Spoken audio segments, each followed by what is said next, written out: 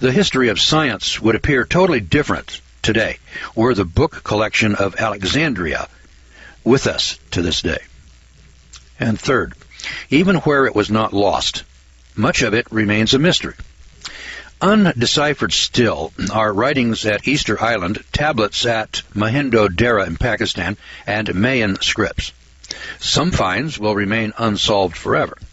There are no inscriptions awaiting us at Tiahuanaco or Malku-Piki. There were some museum relics whose significance may have eluded us. A methodical re-examination of pieces labeled art objects, cult objects, and unidentified objects could yield much new data in the future. So would a systematic exploration of the museum vaults today. It is a well-known fact that museums are in the habit of burying objects that do not coincide with current theories or political ideologies, or that are not beautiful to look at. The vaults of the Smithsonian Institution and the Museum of Prehistory of Saint Germain are full of crates of incomprehensible objects that nobody is studying and nobody can recognize at first sight. So could it be that many objects that we have discovered really do have a purpose that we simply do not yet understand? The ancients may have achieved results similar to ours by quite different processes. For instance, look at what happened to German technology. German technology diverged tremendously from that of the other countries in the world in the 1930s in just 12 years, from 1933 to 1945, when Germany was progressively isolated from the rest of the world. Then again, is it possible that some of the antediluvian artifacts that we have found cannot yet be identified, simply because they are still far ahead of our technology today? So a point to remember, as any technology advances, its methods and equipment do not become more complex, they become simplified. Take, for example, printed circuits, silicon chips. Such equipment may not be recognizable to a civilization of inferior knowledge. Computer chips, for instance, would not be recognizable by a civilization on Borneo, for instance. The point is, we may be looking at objects, quite exciting objects, in fact, without even recognizing them. Who would have expected that items in Baghdad in the museum, long labeled as ritual objects, would have to be components of batteries? Now, do you see what I mean?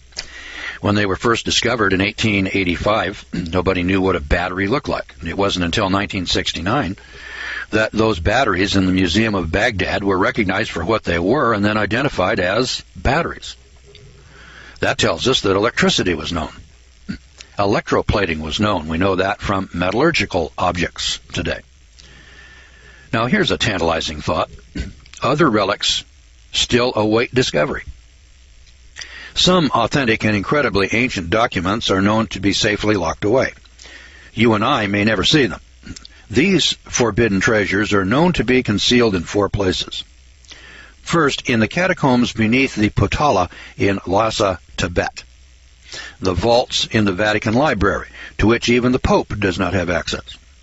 In Morocco, where Muslim leaders are fiercely opposed to making them public. And a secret place known to a few initiated rabbis, believed to be in Spain. But that isn't all. There must be numerous lost cities yet to be discovered. Hold it, I hear you say. That's overdoing things, isn't it? An occasional ruin, maybe, but numerous lost cities? There aren't any unknown areas in this day and age. But on the contrary, there are many totally unexplored areas left about. Quite a lot of things occur in and out of the way corners of the world, and some not so out of the way that most persons have never heard of. Still not explored from the ground are immense expanses of the interior of Central and South America, New Guinea, Asia, and Australia. And although Europeans have lived and worked in India for several centuries, building bridges, railways, and modern cities, the jungles have scarcely been touched. There are remote villages that have never seen a white man in India today. In the trackless Central Australian desert, a structure from an unknown civilization was discovered when vehicles from a nearby atomic test site drove into it purely by accident. Now, what you shall see in Part 2 is just a hint of what still awaits us in the desert, the jungle, and the ocean. The largest unexplored jungle area in the world is the Amazon basin. This region is so little known that a river tributary, 200 miles long, was only recently discovered, and then only by satellite. The Amazon system comprises 50,000 miles of navigable trunk rivers and an estimated 16,000 tributaries. The jungle on each side of the rivers is almost totally impenetrable, at least for Europeans. Now, I know of settlers who have lived on riverbank clearings for 40 years and never ventured more than a mile back into the jungle. There now follows about 1,000 of the more interesting exhibits, yet these can never be more than a tantalizing peep at this astonishing unknown world shrouded in opaque clouds of mystery. The Amazon contains some of the most solid jungles and hostile environments to be found anywhere. And surprisingly, this now mysterious region was once the center of a very intense and highly active population.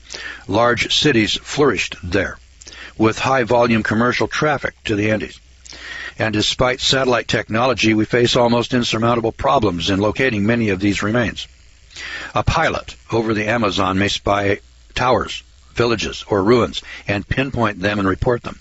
A few days later, someone setting out to verify the data will find that they've already vanished, swallowed again by the jungle, since that forest fire or whim of nature or weather that exposed them in the first place. Karl Brugger mentions that the Trans-Amazonia spur of the road between Manaus and Barcelos on the lower Rio Negro, built in 1971, was overgrown by tropical vegetation within 1 year. The technicians even had difficulties locating the approximate direction of the road. It's not surprising, therefore, that there are no more signs of white cities. Again, there are vast stretches where the fog never lifts, and in others it doesn't clear until late afternoon. There's an area in eastern Ecuador from which natives have been carrying out thousands of artifacts belonging to what they described as a giant pyramid and immense deserted cities. So don't get carried away. This is a forbidden region. Local Indians still massacre inquisitive outsiders. Intruders in the Mato Grosso region of Brazil can expect a similar welcome. Yes, you can believe it. Documented accounts are numerous, and once an entire patrol of 1,400 vanished in the jungle without a trace. This trackless, unexplored green hell swallows visitors, and the ruins clasp their secrets. So think of it. 5,000 years ago, when our forefathers were supposed to be existing in caves or crude settlements, there were highly advanced cultures, and they reached over the entire world, from Siberia to Antarctica, from Greenland to Africa. This super world vanished, and it vanished so completely that we thought that it never existed.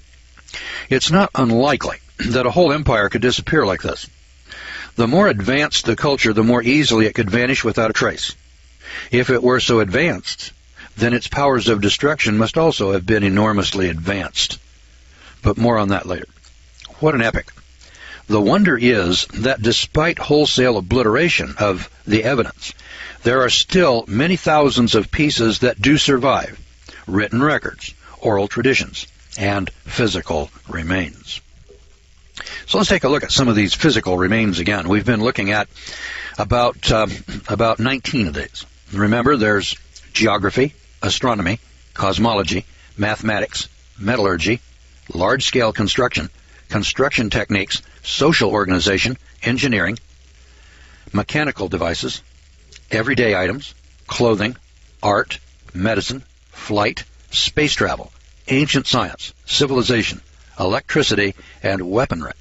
There are 969 sites around the world where these types of artifacts from civilization, yes, indeed, advanced civilizations, with space travel, flight, electricity, that we have discovered and that we know about today. Let's take a look at one. Metallurgy. There are 44 sites or examples of advanced metallurgy technology in the world today that is hidden or suppressed or just plain misunderstood. So on page 131, we have metallurgy. Let me flip over here to page 131. The Sad Fate of the Gold Gardens, chapter 14. 44 examples of metallurgy. When the Spanish conquerors entered Peru, they came upon an island near Puna, P-U-N-A, on which was a royal garden, so astonishing it might have come out of a fairy tale. Every living thing was reproduced in gold and silver models. Trees, even to the roots, and lesser plants with leaves, flowers, and fruit, fashioned in natural size and style, some ready to sprout, others half-grown or in full blossom. Golden birds sat perched on silver trees, as if singing, and while others were flying and sucking honey from flowers. Whole fields of maize were imitated, roots, stalks, flowers, and the cob. The beard of the husk in gold, the rest in silver. Other plants were similarly treated.